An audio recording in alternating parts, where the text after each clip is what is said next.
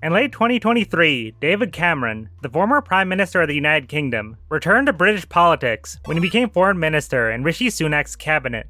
However, after stepping down as Prime Minister in 2016, Cameron had also given up his seat in the lower House of Commons. This meant that in order for him to return to government before the next election in 2024, there needed to be a way for Cameron to also re-enter the Houses of Parliament. So he was given the title of Baron Cameron of Chipping Norton. This allowed him to re-enter Parliament, but this time as a member of the Upper House of Lords. This raised some concerns with the public, as an unelected lord now held a powerful position in government, making decisions and influencing the policies of a seemingly democratic country. However, when looking at most of British history, noblemen holding powerful positions in government was seen as the norm rather than the exception. In fact, the taboo against having lords in the government only really emerged in the 1900s. And despite changes in attitudes during modern times, it is still legally possible for someone to become a powerful politician, and even prime minister, without ever having to be elected by the public. So let's look into how and why that could happen in modern day Britain.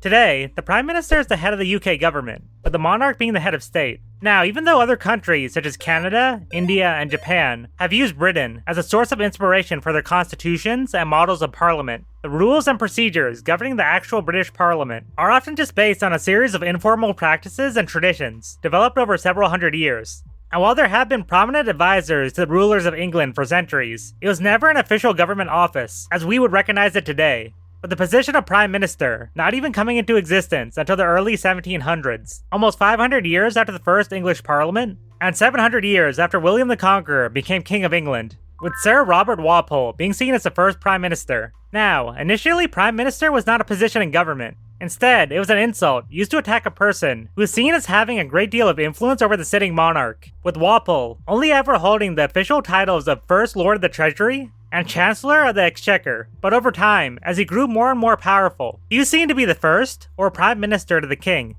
With this position as a primary advisor to the crown, gradually developing into the modern role of Prime Minister over the course of the next few hundred years. Due to this, the office of Prime Minister largely only exists as a result of tradition. Therefore, the only real requirement to become Prime Minister is for the sitting monarch to pick someone and appoint them to that position. But over the centuries, the monarch's power gradually gave way to simply approving someone chosen by the British Parliament instead. At the same time, it is alleged that even as late as the 1890s, the Crown could influence the choosing of the next Prime Minister, with it being said that one of the reasons why the Earl of Rosebery, from the Upper House of Lords, was chosen to succeed William Gladstone was because he was more well-liked by Queen Victoria. But at the same time, there are also reports that one of the reasons why Lord Rosebery was chosen over other contenders such as William Harcourt, who sat in the House of Commons, was because Gladstone himself wanted a Prime Minister in the House of Lords to increase the influence of the Liberal Party in government. Now, in the 21st century, it is generally accepted that the Prime Minister will come from the lower House of Commons, whose members are elected by the general public, with the very first Prime Minister, Robert Walpole, himself being a member of the House of Commons. And with the rise of political parties, it is the convention that the leader of the largest party, or alliance of parties, will be the next Prime Minister, with the two largest modern parties, the left-wing Labour Party and the right-wing Conservatives, being even more explicit, by stating in their manifestos that the leader of the party must be a member of Parliament from the House of Commons. This is because before the 1900s, it was pretty common for the Prime Minister to be a member of the Upper House of Lords, who are not elected by the public, and are instead largely there because they belong to the upper aristocracy of the kingdom. Now, there are really only three ways a person can become a member of the House of Lords. 1. Be a hereditary peer, who inherited a title by being a descendant of an old aristocratic family. 2. Become a life peer, who is nominated to that position. 3. Become a religious leader in the Anglican Church. And unlike the House of Commons, where people can be voted out of office, most people in the House of Lords serve for life, until they either pass away, resign, retire, or are expelled, with this last option only having come into existence in the mid-2010s. Now, as a result of the House of Lords Reform Act in 1999, there can only be a maximum of 92 hereditary peers in the House. But if one of them passes away, the other peers can hold an election to pick another noble to take their place. So there is technically a way for someone to be elected to the House of Lords, but only if they already come from an old noble family. Now, a life peerage is a title that is given to someone, but only lasts for the lifetime of the holder, and is not passed on to their children or relatives. And in order to qualify for one, a person must be at least 21 years old, a citizen of Britain, Ireland, or one of the Commonwealth nations, as well as a resident of the UK who pays tax there. with these titles usually being given out for political reasons. For example, as was the case with David Cameron, if the Prime Minister wants an unelected person to serve in their cabinet, they can be nominated to become a Lord. And if a prominent member of the House of Commons, such as the Speaker, retires, they are usually rewarded with a seat in the upper house.